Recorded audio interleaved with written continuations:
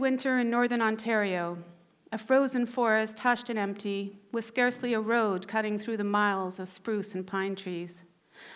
People, for the most part, traverse it high above in jetliners, or if they're making their way from one regional spot to another, shakily in twin propeller planes. In January 1979, a young doctor named Yvonne Casson was traveling in this regional fashion, evacuating a critically ill Ojibwe woman who had measles encephalitis from a tiny fly-in reserve to the nearest hospital, which was in Winnipeg. With Casson was a nurse, Sally Irwin, and a pilot, Gerald Kroshenski, who was confident he could keep his Piper Aztec on course, even as the wind began to rise and snow swirled in from the west. The passengers hunkered down, tense and cold, as the weather intensified into a blizzard. Over the course of some horrifying moments, ice began to film the plane, and the right propeller blade faltered. Then the left one sputtered and stopped. The Piper began to lose altitude, and when it became apparent to the pilot that he couldn't clear a looming hilltop, he had no choice but to try to glide into a crash landing. I felt intense panic, intense fear, Casson told me 30 years later. I thought, oh my God, I'm gonna die. But it came out fast. It was like a death prayer. Oh my God, I'm gonna die. This call from my soul for help. Immediately, to her immense and lasting surprise, she felt a wave of tranquility descending, washing out the terror which receded to leave only peace. My mind became calm, and I was no longer afraid, and I was alert and conscious like I am right now. Perhaps a second or two had elapsed, no more. Then again, to her astonishment, she heard a voice. "Be still," it said, "and know that I am God." Born into a Christian family, Casson hadn't been to church since she participated in a United Church choir in adolescence, but she was clearly remembering or somehow hallucinating a verse from the Old Testament, Psalm 46. God is our refuge and our strength, the very present help in trouble, the psalm begins. Relax, fear not, be still. What do you mean by that voice? I asked her, pen in hand, as we sat catty-corner at her dining room table drinking coffee. I had sought her out after hearing about her experience from a psychologist at the University of Toronto.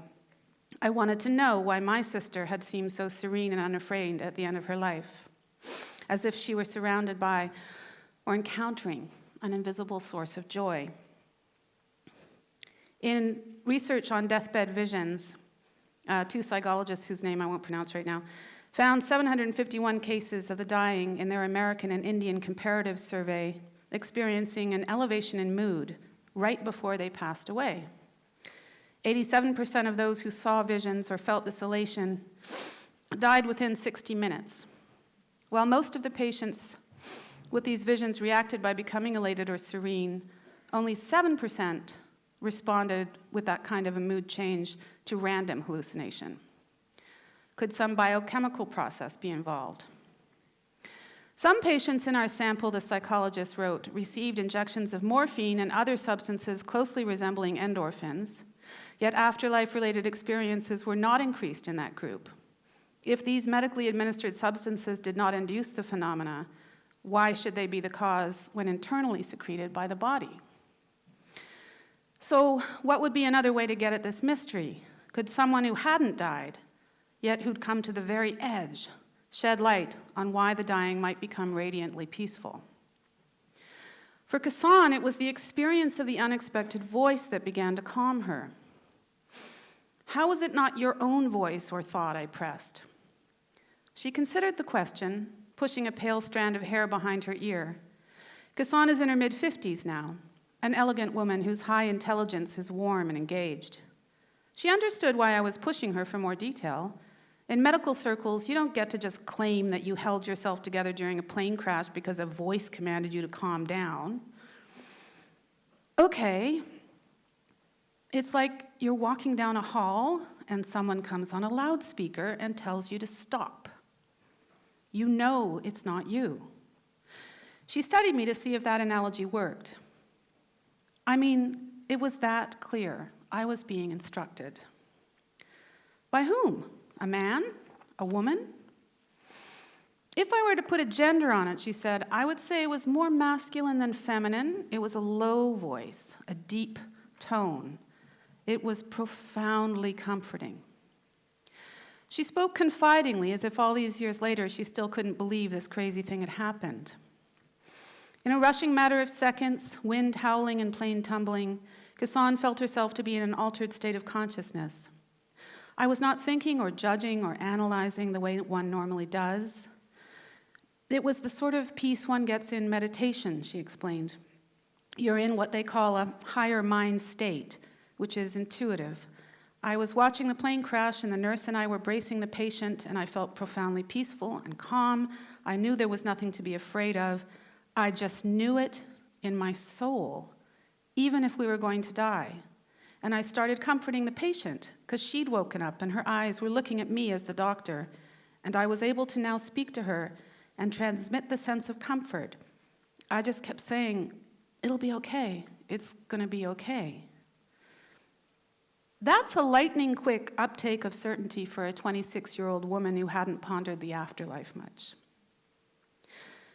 I knew with absolute certainty something I had never known before, she said, that there is absolutely nothing to fear in death. I ran my hand absently along the back of her cat and remembered what Catherine had whispered to our sister Anne in the hospice, how she was no longer afraid. In a recurring dream Catherine had had for years, she found herself in a slowly crashing plane skimming the tops of trees. Always it was a nightmare. Always she was afraid.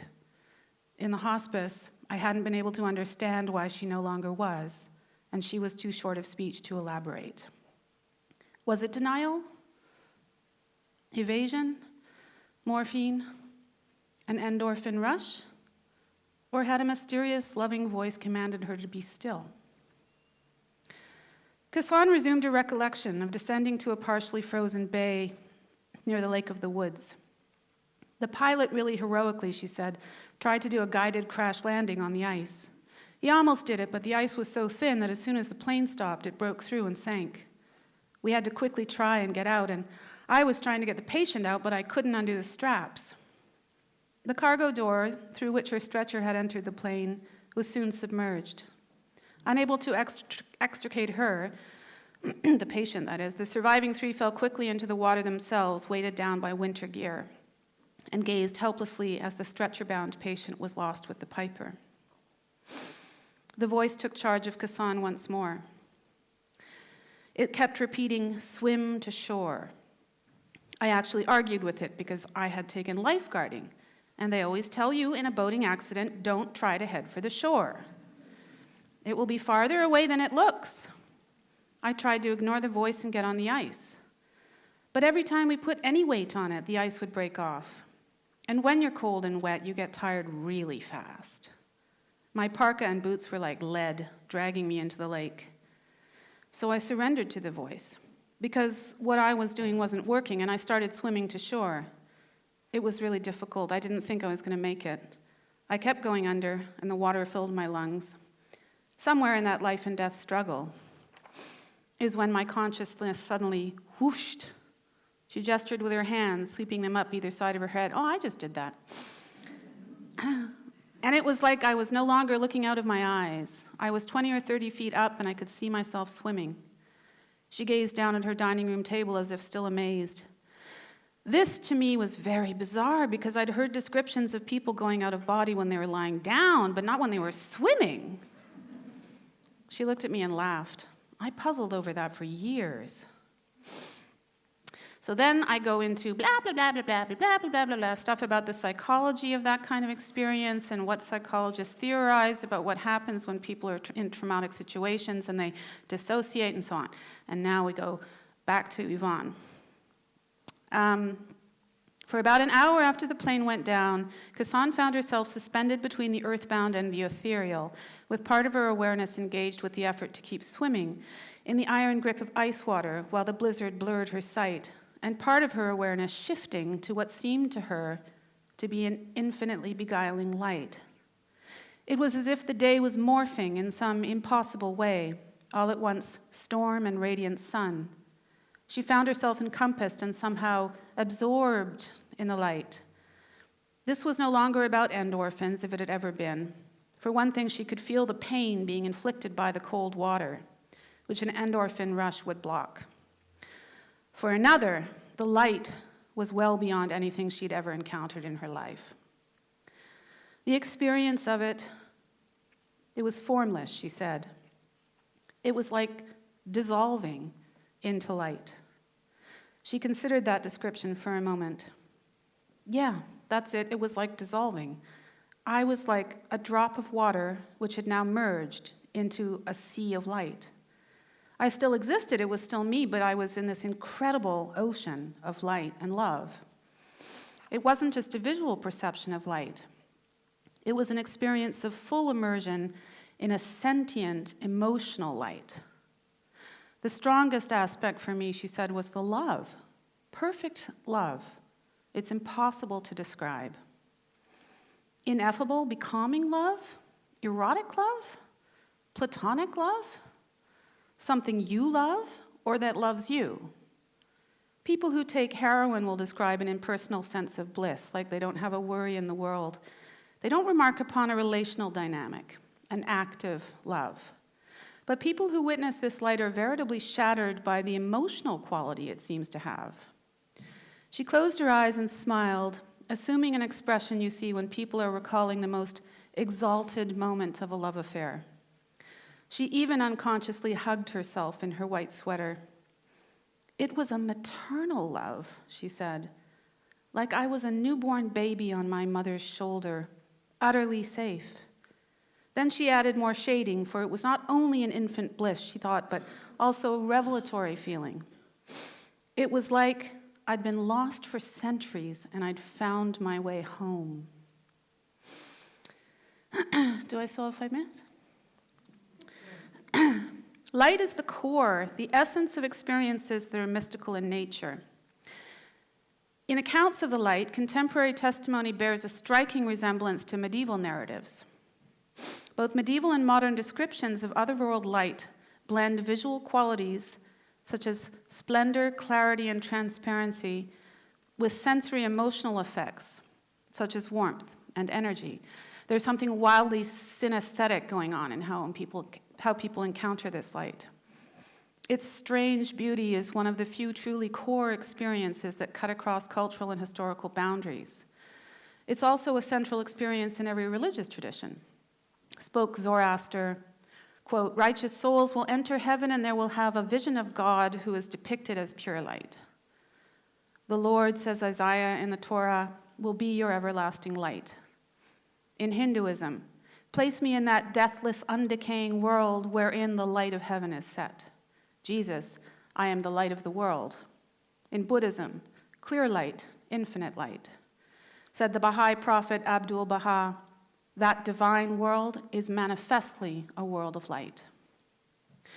The 6th century Pope Gregory, who was obsessed with collecting first-hand accounts of spiritual experiences, reported what he'd heard from witnesses of the light in a series of manuscripts he called his dialogues. Quote, "Anyone who has seen a little of the light of the Creator finds all of creation small, because the innermost hidden place of the mind is opened up by that light, and it's so much expanded in God that it stands above the world. In fact, the soul that sees this is even raised above itself, wrapped above itself in the light of God."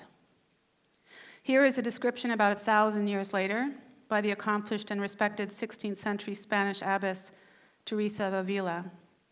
"The splendor is not one that dazzles. It has a soft whiteness, is infused, gives the most intense delight to the sight, and doesn't tire it. Neither does the brilliance. It is a light so different from earthly light that the sun's brightness that we see appears very tarnished in comparison with that brightness. And so different that afterward you wouldn't want to open your eyes. It's like the difference between a sparkling clear water that flows over crystal and on which the sun is reflecting, and a cloudy, muddy water flowing along the ground." 600 years later, the hospital patient Monique Henneken describes the light to her cardiologist, Dr. Pim van Lommel.